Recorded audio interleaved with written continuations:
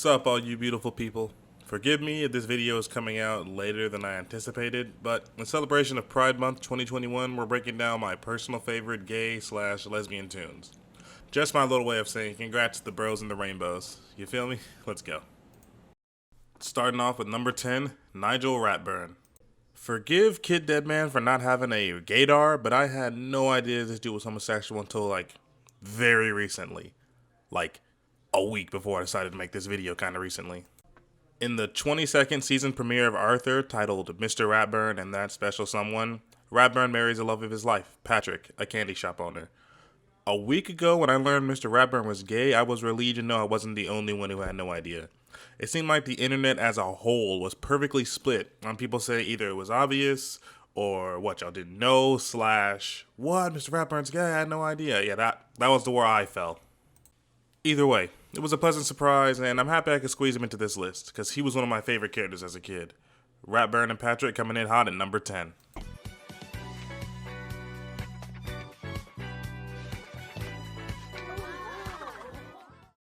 Number 9, Wayland Smithers. If Thirsty Till Death was a person, Jesus Christ, Wayland Smithers is the assistant of Mr. Burns and couldn't want to rock them old bones more. He's been secretly in love with Burns and only Burns for years on end. So much so that he would do anything he asked of him and endure any bit of punishment he dished out. The man just screams down bad energy.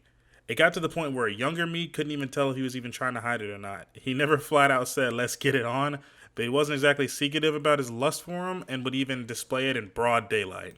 Truth be told, there is a mountain of words that can be said about the man of the fetish.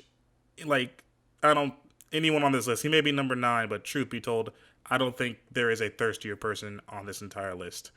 Anyway, he clocks in at number 9. Smithies? Number 8, Velma Dinkley. Again, I had no idea this character was gay until very recently. Fuck, this is getting embarrassing. I ain't doing no intro for Velma. If you click on this video, you know who Velma is. The producer of Scooby-Doo Mysteries Incorporated let it fly on Instagram that the character Velma Dinkley was gay back in 2010. Before all hell broke loose and stayed loose, Jesus Christ. Now, what I found is whenever anyone tries to generalize Velma with their own headcanon, like calling her bi or she was always meant to be straight, Servone shut it down by saying, nope, she's gay, and you gotta respect a man that buckles down. I personally don't know how I feel about her being shipped with Daphne because she and Fred have always been, the couple, But hell, I ain't the one making the decisions. Velma has been one of the dopest girls in Toon history. No matter how spooky the situation, you ain't catching Dinkley lacking. She ready to bring the facts and logic like Ben Shapiro and will bust up any ghoul acting goofy. That alone earns her spot at number 8. Oh, and the whole lesbian thing, I guess that's also important.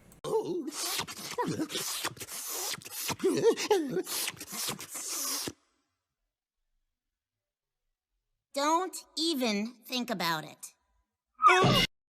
Number 7, Enid Metal? What do you know? If a werewolf and a vampire fuck, their child ends up thick. Who knew?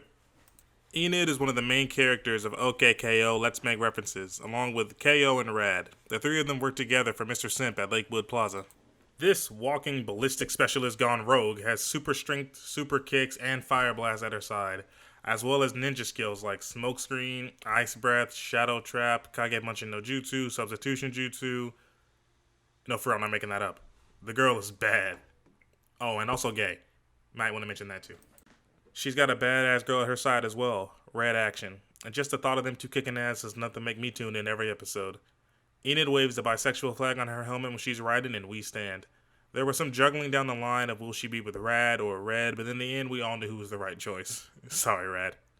Enid Thick Legs kicks in at 7th place. Yeah. Wow. I support this. Number 6, Stuart Gilligan Griffin. I won't talk much on Stewie because while he is gay, or bisexual, or something, he's still just a baby. Every time he makes a passing joke that implies he engages in sexual acts with grown men, it just makes me uncomfortable, and I don't think there's a single clip of him being gay that doesn't involve that, so I'll keep this short. He's a badass, he's a genius, he's funny, he's LGBT, oh, fucked it up. He's LGBT, I think that's more than enough to clock Stewie in at number 6. Egg, stop shoving. You wouldn't even know what to do with it. He's closer to my age, you cow. What the hell is this? Oh, hi, Stewie. We were just leaving. I say, what the devil is all the fuss about? I don't get it. What's in there? Bing bong! Hello! Number 5, Yang Xiaolong. Go ahead, say something homophobic to her. It's your funeral. Yang is one of the 4 main characters of RWBY and has the ability to charge up kinetic energy with her body and reuse it as a revenge counter. Like, guys, come on, think about that for a second. The more you hurt her, the stronger she gets. Sweet God. I'm ashamed to admit it, people. I know this is getting annoying, but I also didn't know this character was meant to be gay until somebody told me. On everything, my gaydar has never worked. I gotta get that checked out. Yang's lover is Blake, the cat girl, and the character in RWBY I hate with a burning passion. Like, seriously, this is not a joke. Fuck Blake. Anyway, all hatred of Blake aside, Yang has anger issues, fire hair, and shotgun gauntlets. If that doesn't make you say holy hell, then I do not know what will. The writers of RWBY have been given their fair share of slack over the years about the way the show has gone since the creator, Monty Ohm, died, and I'll be real with you, they deserve some of it.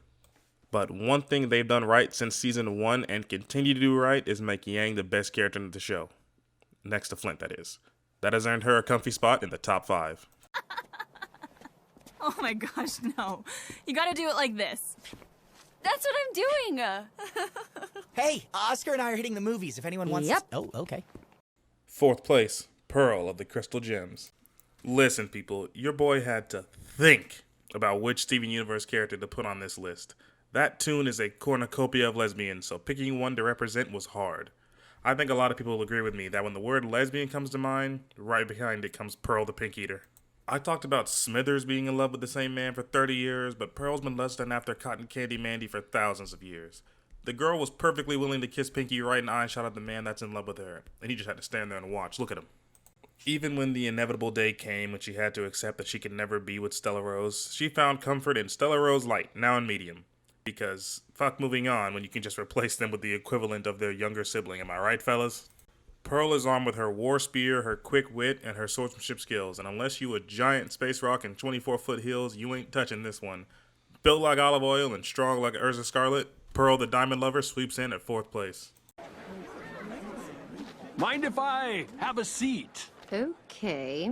Oh, you know I wrote this play.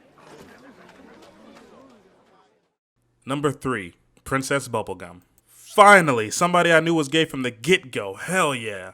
Bonnabelle Rosy Cheeks is the princess of the Candy Kingdom and was the first love interest of Finn the Human. Sucks for him, though, because this chick prefers vampire queens. Throughout Adventure Time, there are several episodes hinting towards the idea that PB and Marcy were former lovers, and then the finale, back in 2018, we get the kiss that was rightfully earned. I really enjoyed the dynamic of these two, even though it's a tale as old as time. Smart, stuck-up one meets fun-loving, laid-back one. It's not a new tune to be played, but damn it, these two play it so well. The idea that the one who's bright pink is the cynical and often cold-hearted one, while the pale dark one is the most easygoing and fun, is just, it's interesting. Honestly, I could write a whole thesis on how much I love seeing these two together, but it's not that kind of video and we don't have that kind of time, so I'll leave it at this. Bubblegum comes blasting in with the bronze medal. This is nice. We never get to dance. You're always the one performing. I have a lot more songs I want to sing. Real sappy ones. Good. I've always loved your songs. Silver medal, Harley Quinn. There isn't a woman on God's green earth more willing to push your nose to the back of your head than Harleen F. Quinzel, the clown queen of crime. Harley made her debut back in the old Batman cartoons in the episode titled Joker's Favor in '92. Starting off as just a love interest for Mr. J, Harley has since made her own role in the DC Universe as the bi girl with the bat.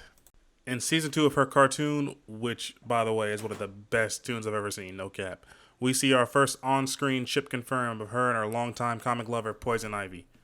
Man, you would have been out your mind to say this surprised you. These two have been banging for 20 years now, and seeing them get together in the cartoon wasn't exactly something you had to cross your fingers and pray for.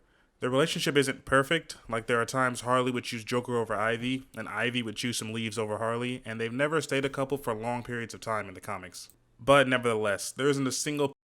Alright people, it's time for my favorite section, the Honorable Mentions Lightning Round. What this basically is a collection of everybody that I thought just didn't make the list, but I still think should deserve a little shout out. Here we go. Gangstalicious, because the fuck was that entire episode? Roger Smith. They call him he, but do we have a confirm that this little freak has a gender? Derlin and Blubs. Respect for Alex Hirsch for not letting anyone tell him what to do with his own show, goddammit. That one lesbian, Cyclops lesbian lady from Onward, because I suppose this was the first confirmed Disney gay character, but come on, people, we know. We know. But anyway, she makes the list. Little weirdo from Owl House, because I've only watched one episode of Owl House so far, and when you know, you know. Luna Loud, because we love a rock star couple. Rick Sanchez, just insert some tired-ass Rick and Morty meme here. Benson Meckler, as uncomfortable as the thought of children dating make me, gotta call it like I see it, and I like this kid's style. These two little lesbian witches, just for sticking to the theme. Wallow, I'll admit it, I've got a soft spot for black gentle giants. Cora, I almost forgot about her, I almost did! Number 1, Blitz. What, you think I didn't include YouTube cartoons? This is a safe haven for all cartoons, and I mean all of them. Blitz is the man in charge of the immediate murder professionals and a former circus clown. He heads over a furry's evening daydream and the best toon couple on this fucking planet. Mark my words, if I make a top 10 toon couples video, Moxie and Millie will be the winners. Don't bother watching it. I'm telling you the outcome right now. You heard it here. Blitz is flamboyant, aggressive, always willing to put a bitch down if need be, and constantly switches from being a model boss to a fucking nightmare employer. He and his band of idiots have access to the land of the living using a heavy-ass magic book that he stole from King Stolas after a night of, Passionate fornication. yeah. After which they agree for Blitz keeping the book in exchange for fucking every full moon, and Blitz is a man of his word. Personally, Moxie is my favorite character and hell of a boss, but Blitz is a close second. He's the cartoon equivalent of Brandon Rogers that the world just needed, and seeing him care so much for his employees while also doing the utmost to torment them is what's having me love it every time a new episode drops. Your winner, ladies, gentlemen, and every beautiful person in between, is Blitz the Killer Clown. Oh, who the fuck is innocent, Moxie? From the moment of birth, you're already a parasite leeching off your mama's kids. Get the fuck over yourself, you baby dick prick! Well, there you have it, people. That's my third video done and done. Just wanted to do a little something for Pride Month 2021, and I'm actually really glad with how it came out. But I won't ramble for too long. King of the Dead signing off.